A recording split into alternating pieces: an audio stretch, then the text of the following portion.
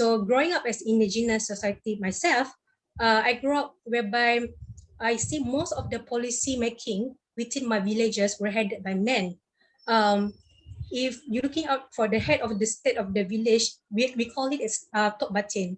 So for generation and for years, the Tok Batin is always going to be male instead of female.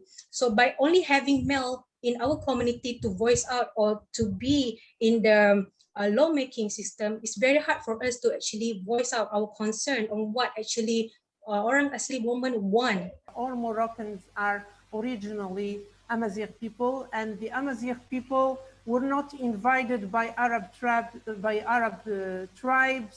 They have their rights. So this concept of indigenous, I think, is not used in Morocco. But one of the problems is the language, the Amazigh language. We talk to them, official speech is in Arabic or in French. Everything, these laws now, so everything is in a language which the majority of people, especially women in rural areas, don't understand, and nobody cares. Orang Asli are viewed as the most marginalized community in Malaysia. Even after 64 years of Malaysian independence, they are still in the category of poverty and they need support.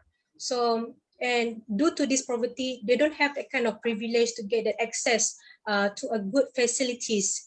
For example, education facilities, communication facilities, road facilities. So this end up become a barrier for them to actually get out from their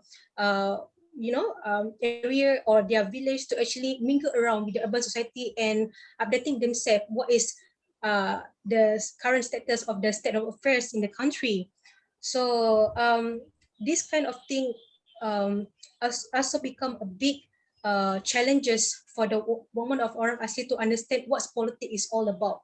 So at the end, they just be at home, taking care of the children, and just do what they were supposed or deemed to do, such as doing the domestic chores and household. Je ne veux pas aborder le dilemme arabe, amazigh. La plupart des Marocains et des Marocaines, ce sont des amazirs. Certes, on s'est fait arabiser le long des années. Mais si la langue commence à être un handicap par rapport à la promotion de la citoyenneté, on a travaillé dans des zones où la femme, on ne peut pas communiquer si on n'utilise pas l'amazigh. Si on ne... Pourquoi? Lorsqu'on a commencé à travailler avec ces femmes-là, on a senti qu'il y a un changement parce qu'elle, c'est son identité, elle ne peut pas parler l'arabe. Elle ne peut pas parler l'arabe. Et lorsqu'elle commence à comprendre à travers sa langue maternelle, elle contribue au changement, même en ayant un niveau éducatif très bas. On a fait beaucoup de choses avec ces femmes-là. Les femmes ont commencé à orienter les autres femmes vers les hôpitaux, vers les milieux sanitaires surveillés. Elles ont travaillé avec nous dans le cadre des DAO, Dar al-Oumouma. Elles ont travaillé avec nous dans le cadre de Dar Taliba. Ils ont commencé à sensibiliser le large public pour leur dire amenez vos filles au lycée, au collège, parce qu'il y a Dar Taliba, il y a une institution sociale qui peut garder vos enfants. C'est-à-dire qu'ils ont commencé à développer à leur manière et comment elles conçoivent ces changements. Elles commencent à vulgariser avec leurs propres moyens, avec leur langue maternelle auprès de la population. C'est-à-dire que la langue aussi peut contribuer à la promotion de la femme et peut aussi être un handicap si on n'essaie pas de vulgariser. And I want to now invite Shireen again to start with, what to you, Shireen, are your solutions when you are in the position to make a difference, whatever that means to you, right, in the various spaces and in your various engagements with local communities and, with people outside your local communities.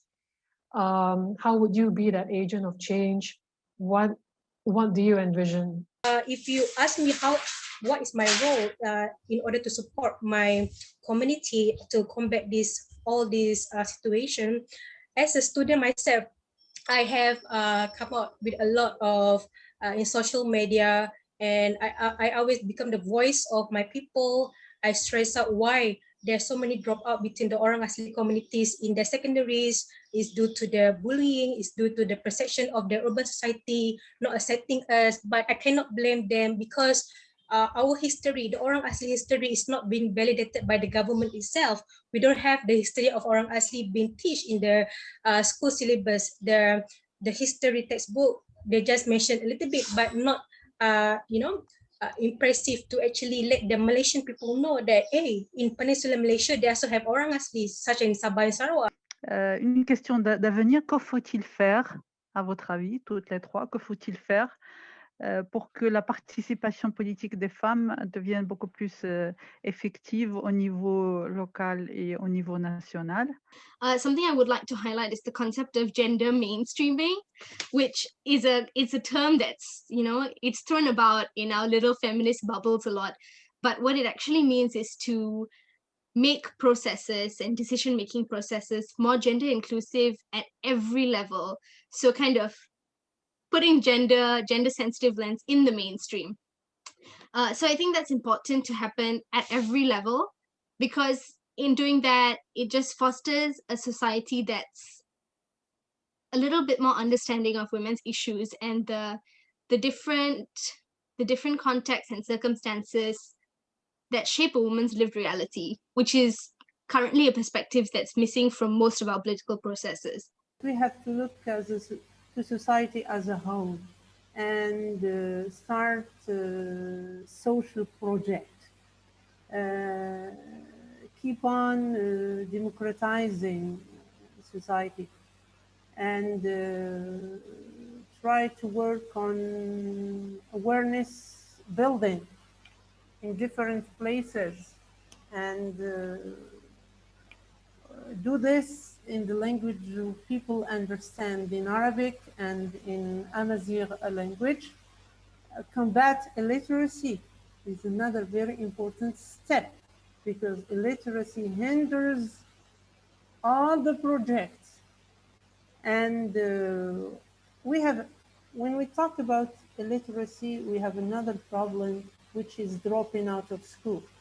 And I think Mrs. Khadija mentioned this, although there are great efforts to combat this problem, or to spread, or to have schools everywhere in the country, especially in rural areas. There is a very big social phenomenon now, especially lately, is the dropping out of school of children, and especially girls. We have to reform justice. When we want to increase women's political participation, not just in party politics, but at all levels, it has to also be based on the framework that we want to actually promote anti-discrimination and also equality. So I see that, the first thing is really what I have mentioned, to institutionalize and also strengthen the policy and legal framework. So we've been talking about the Gender Equality Act. Why is it important? It is important because it is about increasing and also bringing forward to the table the discussion about participation of everyone, diverse views or similar views. It is actually about transparency and accountability in the national policy development. So that itself is important for us to have that Gender Equality Act. It's drafted, but there isn't that much of a political push to actually present it in Parliament. But I hope that, the Gender Caucus in Parliament, the Select Committee rather, will actually start pushing it once we ever have the Parliament back in session. The joint statement is a good start, so I have faith that we will be able to actually bring up the Gender Equality Act, sexual harassment, and the other pending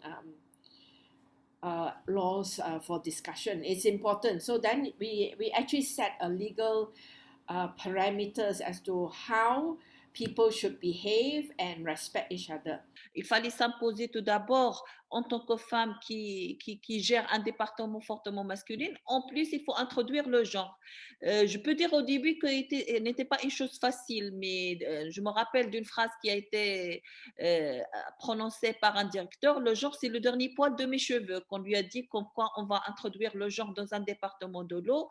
Avec l'appui de l'ONU Femmes, on disait « Ah, madame, le genre, c'est le dernier poil de mes cheveux. » Le genre, non, le genre, c'est le travail quotidien que tu fais. C'est des projets, c'est des programmes, c'est des barrages, c'est les conduites d'eau, c'est les puits, c'est le forage. Tout ça, c'est le genre. Et l'une des raisons de déperdition scolaire que nous avons constatées dans des zones reculées, c'est qu'il n'y a pas de séparation des blocs sanitaires. Et du coup, les petites filles ne pouvaient pas aller à l'école parce qu'il n'y a pas l'endroit où ils peuvent être à l'aise. Quand on a fait ça avec des outils de suivi, de monitoring et d'évaluation, on a constaté comme quoi il y avait un impact sur le taux de déperdition qui commence à régresser. Ça, d'une manière générale, je dis que la femme arrive au pouvoir, il faut qu'elle soit porteuse de changement. Tous les fléaux dont souffrent les femmes, la solution, c'est la femme. You remind me of what, a former US Secretary of State, Madeleine Albright, once said when you're talking about, solidarity and the kind of solidarity that comes from women, but also women and men, but women in particular. She said once upon a time that there's a special place in hell for women who do not support women. Merci à vous, madame. Et je crois qu'aujourd'hui, c'est un bon début pour une bonne collaboration entre l'académique et le politique. Have a lovely day and happy International Women's Day to all the women and all the men on this call. Thank you.